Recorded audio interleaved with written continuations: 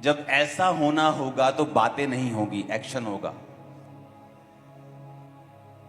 तो बातें नहीं होगी न्यूज चैनल्स के ऊपर कि वो ये देश ये कह रहा है, वो देश ये धमकी दे रहा है, वो देश ये कह रहा है। जस्ट एक एक्शन होगा, फलस्तीन से नहीं होगा, गाजा से नहीं होगा, इजराइल के ऊपर होगा, और उसके बाद ये शुरू होगा जो अभी लोग बोल रहे हैं। मैंने कहा था दिन बुरे हैं, वो आगे और बुरे हैं और अंधेरे हैं। इसीलिए आपने देखा होगा कि जो मसीही लोग हैं वो ज्यादा चमक रहे हैं। इतने मिरेकल्स पहले कलीसियाओं ने कभी नहीं देखे। मैं आपको बता रहा हूं, मैं भी कलीसियाओं से ही आया हूं, मैंने भी लोगों को देखा है, मैं भी विश्वासियों के बीच में रहा हूं। इतने मिरेकल्स, इतनी हीलिंग्स, इतनी डिलीवरेंसेस कभी नहीं देखी। जिन जिन देशों ने इस लेवल पर डिलीवरेंसेस और हीलिंग्स को देखना शुरू किया है, आज वो कम से कम 60 और 70% क्रिश्चियन हो चुके हैं। उनके टाइम, उनके समय में भी ऐसा समय आया था कि जब इस तरह से परमेश्वर ने काम करना शुरू किया था। हमें लगता है कि पंजाब में कभी भी कम्युनियल जो राइट्स हैं वो नहीं होते, लेकिन फ्यूचर ऐसा नहीं है। पंजाब में बोलते हैं कि कभी भी दंगे नहीं होते धर्म के नाम पे, लेकिन फ्यूचर ऐसा नहीं है। तो हमें हर एक बुरी चीज के लिए तैयार रहना होगा।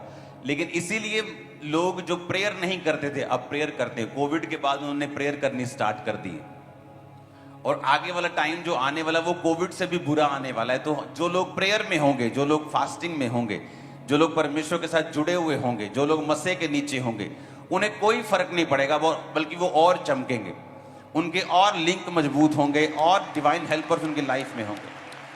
तो आपको ये बात हमेशा समझ के रखनी है कि दिन अच्छे नहीं होने वाले। इकोनॉमिक सिचुएशन जो हैं, ये मैं आपको प्रोफेटिक वर्ड बता रहा हूं। जो न्यूज पे आप देख रहे हैं, जो आप लोगों के मुंह से सुन रहे हैं, वो सच नहीं है। असली सिचुएशन परमेश्वर जानता है, जो मैं आपको बता रहा हूं।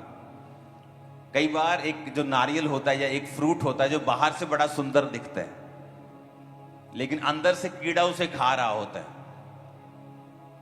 कुछ देशों की सिचुएशन इस तरह से हो चुकी है, उनके मैं नाम नहीं लेना चाहता,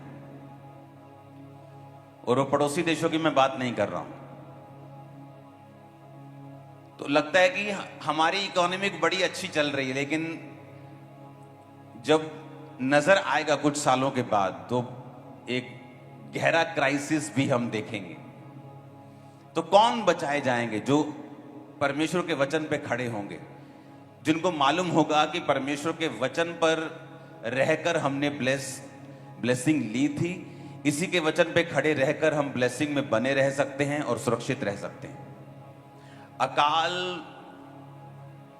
सूखे, ये इजहाक और अब्राहम और उससे भी पहले के जमाने से पढ़ते आ रहे हैं। लेकिन बाइबल में लिखा है इजहाक ने सूखे में ही, उन दिनों में जब अकाल था, उसी देश में बोया और 100 गुना फलों को लेके आया। और अगर आप इसका रीजन देखेंगे तो रीजन ये था कि इजहाक को परमेश्वर बात करता था, इजहाक से परमेश्वर बात करता था। जब इजहाक देश छोड़ना चाहता था तो परमेश्वर ने कहा था इजहाक इस देश को मत छोड़ना, इसी में रह और मैं तुझे बरकत दूंगा। और बाइबल कहती है उसी देश में इजहाक ने जोता, बोया और 100 गुना फलों को लेके आया। और उस समय सबसे महंगी चीज जो थी वो सोना नहीं थी, चांदी नहीं थी, हीरे नहीं थे। हीरे तो शायद तब होते भी नहीं थे, आई थिंक मणियां होती थी, वो दूसरे होते थे चीजें, शायद होते भी होंगे। लेकिन बाइबल कहती है कि पानी के उसे हिडन सोते मिले थे, जमीन के अंदर से जो निकल रहे थे, वो उसकी सबसे बड़ी वेल्थ थी। और परमेश्वर ने उसकी आंखों को खोला था उस वेल्थ के लिए, उस आशीष के लिए।